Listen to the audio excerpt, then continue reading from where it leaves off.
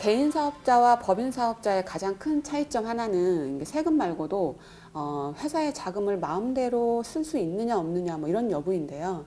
근로자는 노동법에 의거 매년 최저임 임금 인상되는데 임원들의 급여는 어떻게 측정해야 되는 건가요? 법에서 정한 어떤 기준이 있나요? 네, 임원의 급여는 네. 근로자처럼 한선이 없습니다. 정관 규정에 의하여 지급하면 되는데 네. 과세 당국이 근로자들 급여에 대해서는 따로 말이 없는 반면 네.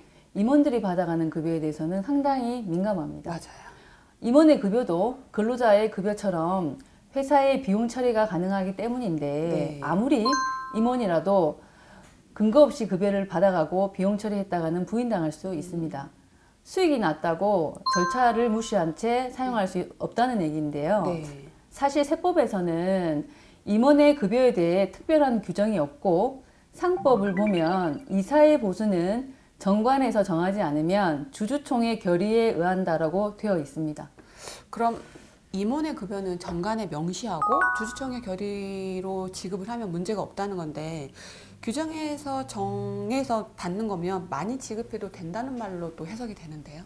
네, 그렇죠. 요즘은 세무조사할 때 네. 정관 규정을 요청하는 등 네. 과세 당국도 상법까지 확인하며 적극적인데요. 네. 다만 정관의 규정이 있다고 해서 네. 무조건 인정되는 것은 아닙니다. 네네. 법인세법 시행령을 보시면 네네. 법인세법 시행령 제43조 네. 2항 네. 법인이 임원에게 지급하는 상여금 중 네. 정관이나 주주총회, 사원총회 혹은 이사회의 결의에 의해 결정된 급여 기준에 따라 네. 지급하는 금액을 초과하여 지급하는 경우에는 네. 해당 금액은 송금에 산입하지 아니한다. 네. 제3항 네. 법인이 지배주주 등인 임원 또는 직원에게 네. 정당한 사유 없이 동일한 직원의 직위의 지배주주 등 그 임원 혹은 직원에게 지급하는 금액을 네. 초과하여 보수를 지급을 하면 네. 해당 총합 금액은 송금에 산입하지 아니한다. 네.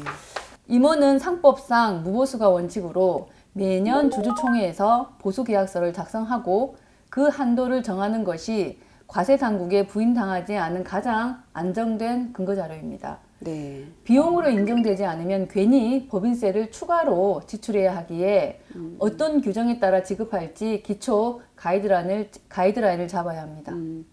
근로자는 노동법에 의거 최저임금이 있고 임원은 그 보수계약서를 작성해서 지급해라 뭐 이런 말씀이신데 기업마다 이익률이 사실 다 다르잖아요. 그렇죠. 통상적으로 납득이 가능한 수준의 임원 보수라는 게 어느 정도 선이 좀 적정한 건지 잘 모르겠네요. 쉽게 말하자면 네. 개인 사업자와 법인 사업자의 차이를 비교하는 것이 좋은데요. 네. 개인 사업자는 매출에서 비용을 뺀 네. 순이익에 대해 소득세를 내면 끝입니다. 그런데 법인 사업자는 네. 소유와 경영이 분리되어 있어서 네. 회사 돈이 내 돈이 아니라 주주들의 돈인 거죠. 네. 그래서 대표도 근로자와 똑같이 네. 회사에서 급여를 받으면 네. 소득세를 내야 하고 네.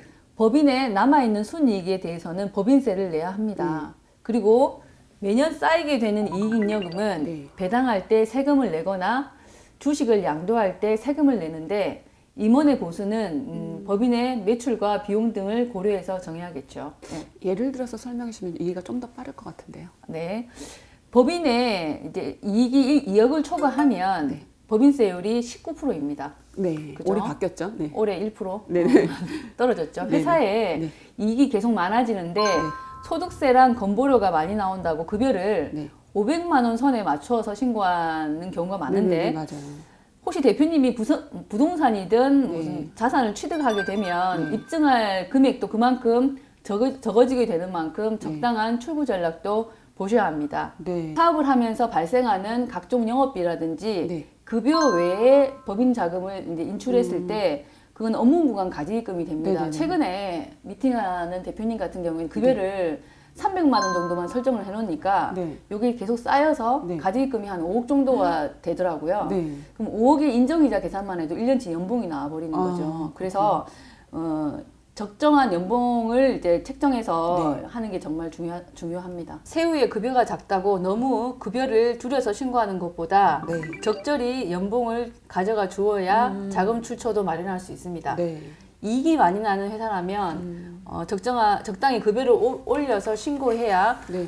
그만큼 많이 가져갈 수 있습니다. 네네. 근로자는 네. 퇴직 직전 3개월 급여가 높아야 하기에 뭐 보너스를 받는다거나 이제 그러한 달이 속해 있을 때 퇴직을 하면 유리하지만 임원은 퇴직 3개월이 아니라 3년입니다. 네네. 그래서 가끔 컨설팅을 하다 보면 네. 정관에 대표이사 퇴직금을 직접 3개월로 되어 있는 업체들이 있는데 네. 근로자와 임원 같은 경우에는 퇴직금 산정 기준이 다르기 때문에 네. 정관을 잘 살펴보셔야 합니다. 네.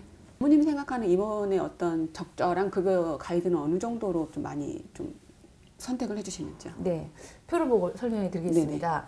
급여 대비 종합소득세율이 아닌 실질세율을 보여줘야 하는데 네. 각종 공제를 하고 네. 법인세 절세 효과까지 감안할 경우에 네. 연봉 1억 2천에서 네. 1억 5천 정도까지는 네. 급여를 받는 것을 추천합니다. 왜냐하면 네. 발생하는 소득세와 네. 4대 보험료의 합계가 네. 절감되는 법인세와 유사한 수준이기 때문입니다. 네. 이를 초과할 경우에 네. 법인세 절세액보다 네. 소득세 등의 증가분이 유의미하게 더 커서 네. 사업에 따른 총 세금 부담이 증가하게 됩니다. 네. 그래서 실효세율을 감안한 네. 연봉 1억 2천만 원이어도 네. 실질세율은 11.6%로 표를 네. 보시면 되겠습니다. 굉장히 작네요.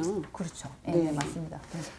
이익이 많이 나는 회사가 굳이 건강보험료 아니 그 건강세나 소득세 때문에 너무 적게 가져가는 것보다 적절한 출구 전략이 필요할 거라고 이제 보이는데요. 오늘 법인의 임원 급여 책정 기준에 대한 이야기 도움 말씀 감사합니다. 감사합니다.